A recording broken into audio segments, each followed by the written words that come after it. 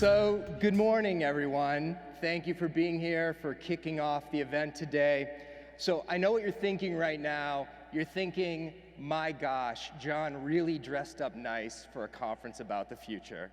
And so I thank you for that sentiment. I appreciate it. The clothes I'm wearing right now would have been common on the streets of Atlanta or in any major city in the United States in the year 1919. I'm hoping that in the next few minutes, the reason I'm wearing these clothes will become apparent. I'm really hoping because I didn't tell anyone I was going to do this, and my boss and my boss's boss is somewhere in the audience right now. So if you don't see me after this part of the presentation, you'll know what's going on. So as we start the show today, I want to try to get you in a frame of mind about seeing what the future could bring in the next 10 years. And the way that most people think about the future is we think back. So if we want to try to imagine 2029, we think back 10 years, and we think about how much has changed, and then we project that amount of change forward, and we imagine that's what the future could bring. So that's linear thinking. And let's do that for a moment. Let's think in a linear way. Let's go back to 2009, and here is the peak of telecommunications. It's the beautiful BlackBerry Bold. Look at those physical keys. I hear BlackBerry's doing really well these days. So we can then jump over from telecommunications to media. So Blockbuster. 2009, Blockbuster still had over 4,000 stores. How many stores are there today? One, yes, put it on your bucket list. Nipping at Blockbuster's heels was Netflix. And 2009 would be the first year that Netflix began to deliver more video streams than they did physical DVDs by mail. 2009. Teenagers in 2009, Glee launched this year. Ironically, the teenagers were played mostly by 20-something actors. And the show was about a lot of things, but what it really was about was social status and social class. Pew Research just did a study showing that teenagers today, 10 years later, are behaving differently. They are sleeping more, which I really like. They are studying more, and they are doing less social activity and less physical work. So I'm actually all for all four of those things, personally. Health spans. So if we go back to 2009, globally, health spans had been increasing universally around the world, except really in the United States. The last 3 years, the United States has a huge rise in suicides and drug overdoses. But even with those effects, if you look over the last 10 years, men have gained about 4.5 months of life. And because women always do things better than men, women have gained a half of year of life to an average of just over 81.1 years. So that's how we see the future when we think in a linear way. But what is not advancing linearly is technology. It does not go 1, 2, 3, 4, 5 up to 10. It goes 1, 2, 4, 8, 16, 32. And this exponential increase in technology advancing didn't begin 10 years ago. It began hundreds of years ago, hundreds of steps ago, and that's why the reality that we are living in today is this exponential curve, or the law of accelerating returns, and we are pretty high up on this arc. Because of that, I believe that in the next 10 years, by 2029, we will experience the equivalent of a century of change.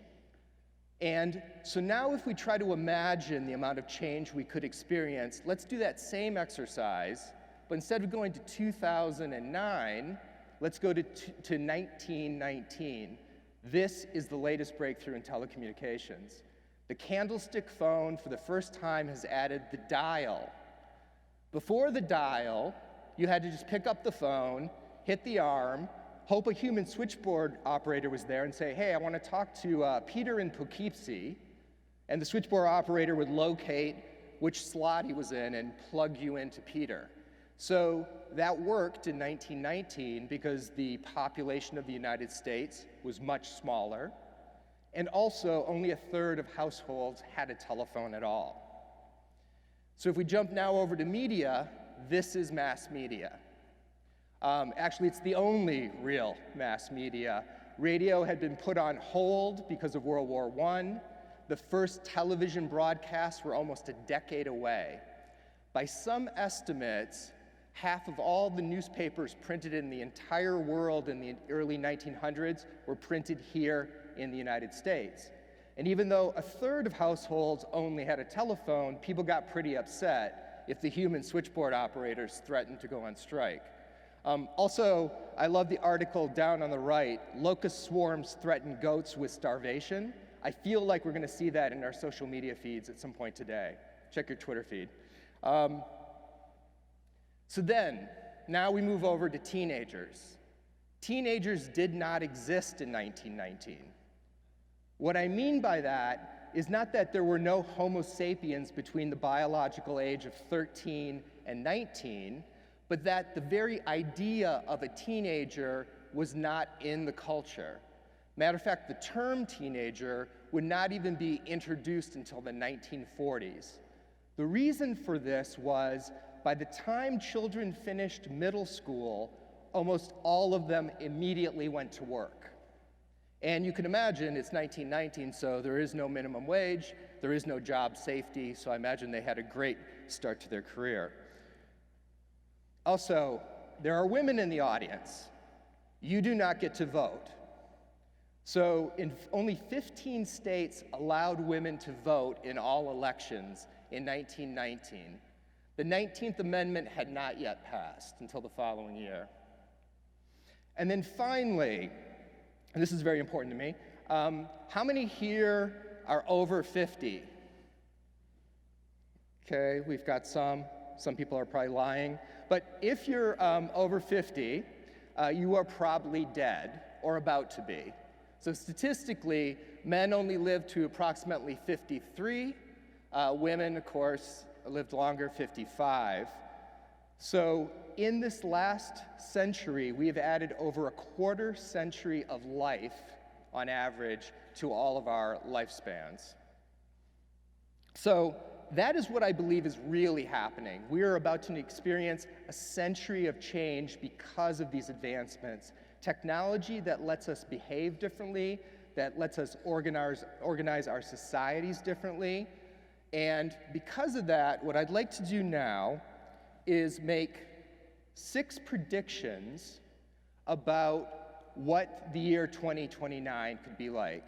And by make 6 predictions, I mean I'm going to steal the ideas of people that are smarter than I and format them into a predictions about 2029. So, first thing, the internet will be replaced by the brain net, as Dr. Michio Kaku believes. So from a telephone standpoint, we're not going to need them, either through things like Elon Musk's Neuralink, there'll be neural mesh, or there'll be external brain-machine interfaces that we will wear. You're going to hear more about brain-machine interfaces today from leaders from Neurable and Vectorform. Or, as Ray Kurzweil believes, we will have thousands, maybe millions of nanorobots living inside our body. Some of these robots will have radios in them, much like your smartphone does today, connecting us to everything and everyone. In 2029, we will no longer need 2-dimensional screens like the ones I'm presenting on right now. The reason is because we'll either be wearing mixed reality glasses, or as Magic Leap calls it, spatial computing, and you're going to hear more about that today from Kathy Hackle from Magic Leap, or what is really likely, digital lenses that will either pop in the morning much like we wear contact lenses today or have surgically implanted. But this will merge the digital and physical world together into a seamless whole, making two-dimensional screens unneeded. The two areas of technology that are in this exponential curve that are critical to all of us is computational power and machine learning. We are making such huge advances in these areas that the director of engineering at Google, Ray Kurzweil, believes that we will have a general artificial intelligence by 2029. This is an AI that is intellectually and emotionally equivalent to you, to any human being. Because of this advanced technology, the teenagers I've been talking about, they won't be able to drive. Now, everyone in here who has a teenager is yeah, I like that future. But when I say teenagers, I really mean all people won't be able to drive. It will probably be illegal because I think if we face it, we're terrible drivers, and I think 10 years from now we'll say, why did we ever let people get behind these multi-ton death machines and drive around recklessly? In 2029, this advanced AI is not going to stay disembodied. We're not going to talk to it through metal cylinders or through speakers and microphones. These AIs are going to be embodied in physical robots, or many of them are going to be like this prototype, also created by Magic Leap, a virtual being. So this virtual being is called Micah. And what you have to understand is when you interact with Micah, she's not going to be on a flat screen. You're going to wear the Magic Leap glasses that are meshing the world around you. Micah appears as another human-scale being, and because she knows the physical environment you're in with her, she can interact in that environment just like another human being.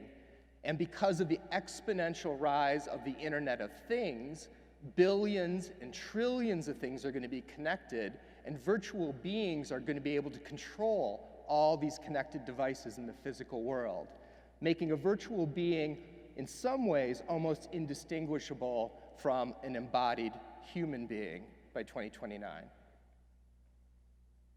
And then this is my favorite prediction that I hope comes true because I wasn't looking forward to dying, and that is we will have indefinite lifespans. So I talked to you earlier about since 1919, we've added a quarter a century of life on average. But because of medical technology breakthroughs, particularly genetic editing with CRISPR-Cas9, and you guys may have seen this about 2 weeks ago, it got a lot of media coverage, Israeli scientists for the first time were able to take the cells of a human patient, turn them back to stem cells, and use that patient's cells to print this heart.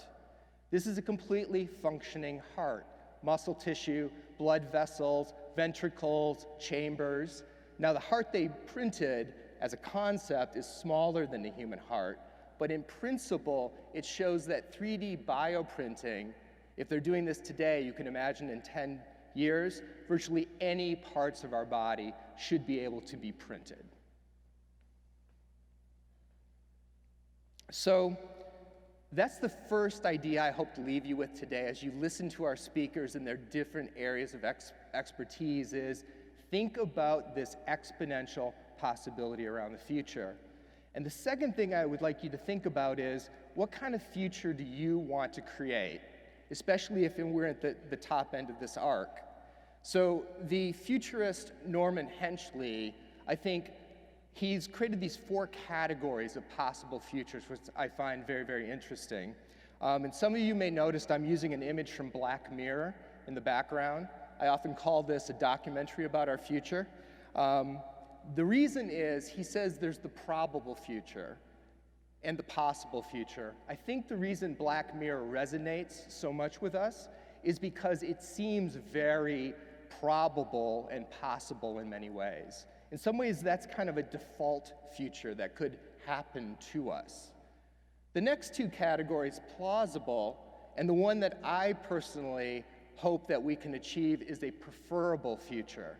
It's going to take more effort on all of our parts, but in my mind, a preferable future is one where the most people benefit in the most ways possible because of all of the technologies that are now afforded us.